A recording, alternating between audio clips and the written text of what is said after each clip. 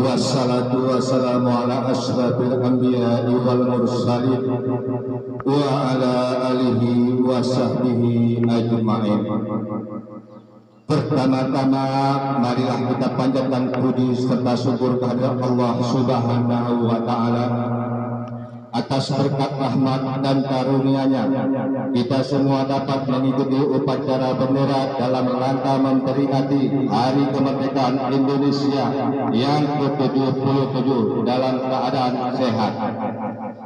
Para hadirin sekalian, hari ini merupakan momen yang sangat penting bagi kita semua, yang mana Indonesia telah berhasil merdeka berkat jasa para pahlawan yang tidak pernah betah melawan para penjajah dari bumi pertiwi tercinta ini. Maka daripada itu semestinya kita berterima kasih, mengenang serta tak lupa mendoakan para pahlawan kemerdekaan Indonesia.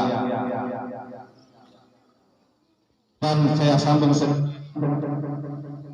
sampaikan kepada masyarakat ataupun wali murid, mulai hari ini dengan memperingati hari kemerdekaan yaitu ke-77, maka untuk itu saya sampaikan anak kita yaitu kita sekolahkan demi untuk bisa yaitu segala sesuatunya.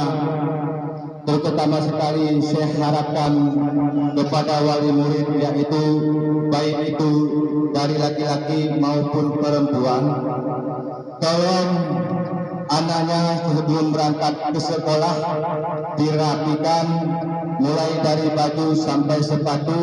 Supaya apa?